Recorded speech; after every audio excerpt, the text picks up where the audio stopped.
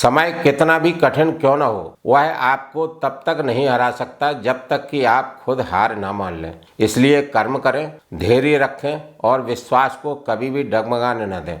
साथियों नमस्कार, मैं आर.एस. खरे अपने चैनल मातु पितृ ज्योतिष ज्ञान के माध्यम से आप सभी दर्शकों का हार्दिक अभिनंदन स्वागत करता हूं। इस वीडियो में हम ग्रहों के गोचर के आधार पर चर्चा करेंगे कि मकर राशि वाले जातकों का माह नवंबर 2025 उनके स्वास्थ्य के दृष्टिकोण से कैसा रहेगा, आर्थिक पक्ष कैसा रहेगा, भूमि भवन के बारे में समझेंगे, संतान शिक्षा के बारे में जानेंगे, दाम्पत्य जीवन कैसा रहेगा, भाग्य के बारे में समझेंगे, कैरियर कैसा रहेगा और क्या क्या लाभ हानियां परेशानियां मकर राशि वाले जातकों को माह नवंबर 2025 में देखने को मिलेंगी। इन्हीं सब बातों की चर्चा इस वीडियो में विस्तार से करेंगे। यह राशिफल चंद्र राशि पर आधारित है। इसे नाम राशि एवं लग्न से भी देखा जा सकता है। माह प्रारंभ से ही कुंडली चार्ट में दिख रहे ग्रहों के गोचर की स्थितियां कुछ इस प्रकार हैं। मकर राशि के द्वितीय भाव में राहु देव गोचर कर रहे हैं। माह प्रारंभ में कुंभ राशि में चंद्रदेव का गोचर हो रहा है। तृतीय भाव में मीन राशि में शनिदेव महाराज गोचर कर रहे हैं और सप्तम भाव कर्क राशि में देवगुरु बृहस्पति का गोचर हो रहा है। अष्टम भाव सिंह राशि में केतु देव गोचर कर रहे हैं और भाग भाव कन्या राशि में शुक्र देव का गोचर हो रहा है। दशम भाव तुला राशि में सूर्य देव गोचर कर रहे हैं और लाभ भाव वृश्चिक राशि में मंगल देव बुध देव गोचर कर रहे हैं। इन ग्रहों के गोचरीय प्रभाव एवं राशि परिवर्तन से मकर राशि वाले जातकों का माह नवंबर 2025 कैसा रहेगा, यहाँ पर इसी को समझने का प्रयास करते हैं। मकर राशि के स्वामी राशिपति लग्नाधिपति शनिदेव हैं और शनिदेव महाराज तृतीय भाव में गोचर कर रहे हैं। बेहद शानदार स्थिति है शनिदेव महाराज की, जो कि आपके राशिपति हैं, धन के मालिक, आपके स्वयं के मालिक शनिदेव महाराज तृतीय भाव में गोचर कर रहे हैं। शनिदेव का गोचर तीसरे, छठवें, 11वें भाव में शुभ माना गया है। ये आपके राशिपति हैं तो आपको अनेक तरह से शुभ लाभ देने का कार्य करेंगे। आपका मान सम्मान बढ़ाएंगे, आपके स्वास्थ्य को अच्छा रखने का कार्य करेंगे, आपके रुके हुए कार्य बनेंगे, पुरानी परेशानियों से आपको मुक्ति दिलाने का कार्य करेंगे। और शनिदेव का राशिपति होकर तृतीय भाव में गोचर करना मकर राशि वाले जातकों के लिए बेहद शानदार स्थिति बनी हुई है। धन भाव के स्वामी है शनिदेव महाराज, धन दिलाने का कार्य करेंगे, धन संचय कराने का कार्य करेंगे। राहु देव यद्यपि द्वितीय भाव में अशुभ फल देते हैं, लेकिन अपने परम मित्र शनिदेव के घर में गोचर कर रहे हैं, तो राहु देव भी यहाँ पर आपको अच्छे फल देने का कार्य करेंगे और 23 नवंबर से अपने स्वयं के शतभिषा नक्षत्र से गोचर करेंगे। तो 23 नवंबर से और शानदार फल देने का कार्य राहु देव करेंगे। शनिदेव महाराज यहाँ पर गोचर करते हुए आपके साहस, बल, पराक्रम, पुरुषार्थ में वृद्धि दिलाने का कार्य करेंगे, जिससे आपका कैरियर अच्छा रहेगा। कैरियर भाव के स्वामी शुक्र देव हैं, जो कि आपकी राशि लग्न के लिए योग कारक हैं। तो कुल मिला के आपका कैरियर अच्छा होने वाला है। और शुक्र देव यहाँ पर 2 नवंबर तक गोचर करेंगे। 2 नवंबर को दोपहर बाद शुक्र देव यहाँ गोचर कर जाए।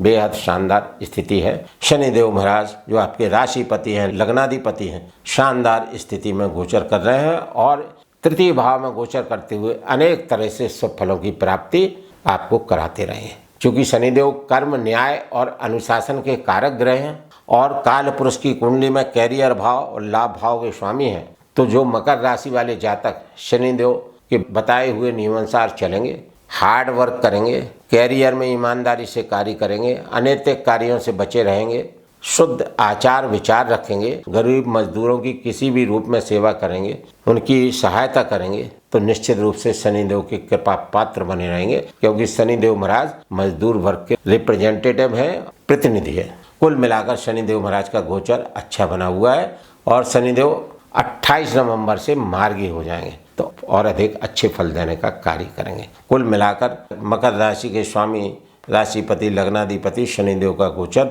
नवंबर माह में ही नहीं, अगले काफ़ी समय तक अच्छा बना हुआ है। देवगुरु बृहस्पति आपके तृतीय भाव के और द्वादश भाव के स्वामी हैं और सप्तम भाव में गोचर कर रहे हैं। देवगुरु बृहस्पति का द्वितीय भाव में, 5वें भाव में, 7वें भाव में, 9वें भाव में और 11वें भाव में गोचर शुभ माना गया है। तो सप्तम भाव में यहाँ उच्चस्थ स्थिति में गोचर कर रहे हैं। कर्क राशि में देवगुरु बृहस्पति उच्च के होते हैं और पुनर्वसु नक्षत्र से गोचर कर रहे हैं। तो देवगुरु बृहस्पति की स्थिति यहाँ पर बेहद शानदार है। अपने स्वयं के नक्षत्र से गोचर होना और अपनी उच्च की राशि कर्क में गोचर होना और केंद्र भाव में गोचर होना सप्तम भाव में। जब भी देवगुरु बृहस्पति केंद्र भाव में गोचर करते हैं, चाहे पहला भाव हो, चौथा हो, सातवां हो, 10वां भाव हो, इन चारों भाव में जब भी देवगुरु बृहस्पति गोचर करते हैं तो जातकों को विशेष शुभ फलों की प्राप्ति कराते हैं। किम कुर्वन्ति ग्रह सर्वे यश केंद्रे बृहस्पति। कहने का मतलब है कि जब देवगुरु बृहस्पति केंद्र भाव में गोचर कर रहे हों और जन्म कुंडली में या गोचर कुंडली में बाकी सब ग्रह अशुभ भी हों तो अभी जातक का कुछ नहीं बिगाड़ पाते, जातक का कुछ विशेष नुकसान नहीं कर पाते। और यहाँ पर देवगुरु बृहस्पति उच्चस्थ स्थिति में केंद्र में गोचर करते हुए पंच महापुरुष नामक राजयोगों में से हंस पंच महापुरुष नामक राजयोग बना रहे हैं, जिससे आपका कैरियर अच्छा चलेगा, मान सम्मान की वृद्धि होगी, धन आता रहेगा, आपको समृद्धि प्राप्त होगी, आपकी प्रतिभा जगेगी, आपके रुके हुए कार्य बनेंगे, पुरानी परेशानियों से मुक्ति मिलेगी, नए नए अवसर आपको प्राप्त होंगे। देवगुरु बृहस्पति क्योंकि धन और ज्ञान, बुद्धि, मान सम्मान, संतान, विवाह, नौकरी एवं पूर्ण उत्थान के कारक हैं और सप्तम दृष्टि से आपको देख रहे हैं तो आपका पूर्ण उत्थान करने का कार्य करेंगे। तो मकर राशि वाले जातकों के लिए यह माह नवंबर 2025 ही नहीं वरन आगे के माह भी काफ़ी शुभ फलदायक रहने वाले हैं। कुल मिलाकर देवगुरु बृहस्पति का गोचर बेहद शानदार है। इनकी 3 दृष्टियाँ होती हैं, 5वीं दृष्टि, 7वीं दृष्टि, 9वीं दृष्टि।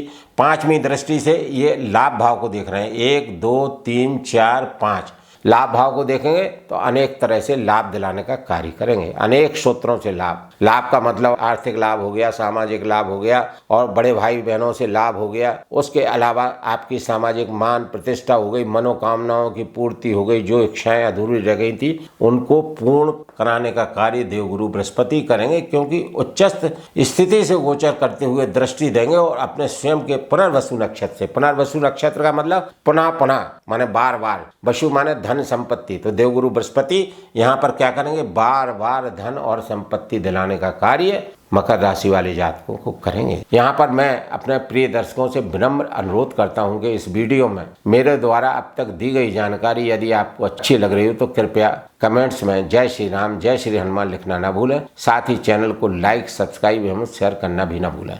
अब यहाँ पर देवगुरु बृहस्पति की पंचम दृष्टि लाभ भाव पर होने से, जैसा मैंने पूर्व में बताया, अनेक तरह से लाभ देने का कार्य करेंगे। सप्तम दृष्टि आपके ऊपर होने से आपका उत्थान करने का कार्य करेंगे। नवम दृष्टि तृतीय भाव पर होने से आपके साहस, बल, पराक्रम, पुरुषार्थ में वृद्धि देने का कार्य करेंगे। वह भी शनिदेव की गोचर स्थिति देवगुरु बृहस्पति की राशि मीन में होना, देवगुरु बृहस्पति के पूर्वाभाद्र पद नक्षत्र से शनिदेव का गोचर होना और देवगुरु बृहस्पति की उच्चस्थ शुभ दृष्टि शनिदेव पर होना बेहद शानदार स्थिति बनी हुई है। यहाँ पर मंगल देव, देवगुरु बृहस्पति और शनिदेव बेहद शुभ फल मकर राशि वाले जातकों को देते हुए दिखेंगे। चूंकि गुरु ज्ञान के कारक हैं तो यहाँ पर आपको ऐसा ऐसा ज्ञान देने का कार्य करेंगे जिससे आप स्मार्ट वर्क करेंगे और कम मेहनत में आप कैरियर में ग्रोथ देखेंगे, कैरियर में उन्नति देखेंगे। क्योंकि कैरियर भाव के स्वामी भी शुक्र देव हैं, जो कि आपके राशिपति लग्नाधिपति के लिए पंचमेश होकर योग कारक है। शानदार स्थिति यहाँ पर बनी हुई है। मंगल देव चतुर्थेश है, लाभेश है और पूरे माह लाभ भाव में, आय भाव में रहने वाले हैं, तो आपको अनेक तरह से लाभ दिलाने का कार्य करते रहेंगे। मंगल देव की चतुर्थ दृष्टि धन भाव पर धन दिलाने का कार्य करेंगे। मंगल देव की सप्तम दृष्टि संतान भाव पर संतान की शिक्षा, उन्नति दिलाने का काम करें और मंगल देव की अष्टम दृष्टि छठवें भाव पर, ये रोग ऋण शत्रु का भाव है, इन सब में आराम देने का कार्य मंगल देव करेंगे। कुल मिलाकर मंगल देव का गोचर अच्छा है। शुक्रदेव पंचमेश हैं और शुक्रदेव आपके दशमेश हैं। केंद्र त्रिकोण भाव के स्वामी होकर शुक्रदेव माह प्रारंभ में 1.5 दिन गोचर करेंगे। उसके बाद शुक्रदेव 2 नवंबर 2025 से राशि परिवर्तन करके कैरियर भाव में 10th हाउस में यहाँ पर गोचर कर जाएंगे और स्वराशिस्थ के हो जाएंगे, स्वराशिस्थ हो जाएंगे। बेहद शानदार स्थिति है शुक्रदेव की और यहाँ पर मालव्य राजयोग भी बनाएंगे। कुल मिलाकर शुक्र देव की स्थिति बेहद शानदार है और शुक्र देव त्रिकोण के स्वामी होकर, केंद्र के स्वामी होकर केंद्र भाव में गोचर करेंगे तो केंद्र त्रिकोण राजयोग बनाएंगे, यानी संतान की शिक्षा अच्छी होगी, संतान की पढ़ाई अच्छी होगी। जो मकर राशि वाले जातक प्रेम संबंध में है उनके प्रेम संबंध मधुर बने रहेंगे और वह प्रेम संबंध विवाह में भी बदल सकते हैं। बेहद शानदार स्थिति शुक्रदेव की यहाँ पर बनी हुई। शुक्रदेव आपके कैरियर में आपको उन्नति दिलाने का कार्य करेंगे, काफी उन्नति आपको देखने को मिलेगी। शुक्रदेव की से आपका कैरियर बहुत अच्छा रहेगा। उसके बाद में बुधदेव भाग्य भाव के स्वामी है और छठवें भाव के स्वामी है। छठवें भाव और भाग्य भाव के स्वामी होकर बुधदेव लाभ भाव में बैठे हैं। बुधदेव छठवें भाव के स्वामी है, रोग ऋण शत्रु सेवा का भाव है, इन सब चीजों में आपको लाभ दिलाने का कार्य बुधदेव करेंगे। भाग्य भाव के स्वामी लाभ भाव में, यानी भाग्य से अनेक तरह के लाभ होंगे, भाग्य से आपके अनेक तरह के कार्य बनेंगे। कुल मिलाकर शानदार स्थिति बनी हुई है। सूर्यदेव अष्टमेश होकर दशम भाव कैरियर भाव में गोचर कर रहे हैं। दशम भाव में सूर्यदेव दिग्बली होते हैं, किंतु यहाँ पर नीचस्थ स्थिति में तुला में कमजोर हैं, तो सूर्यदेव के उपाय करना होंगे।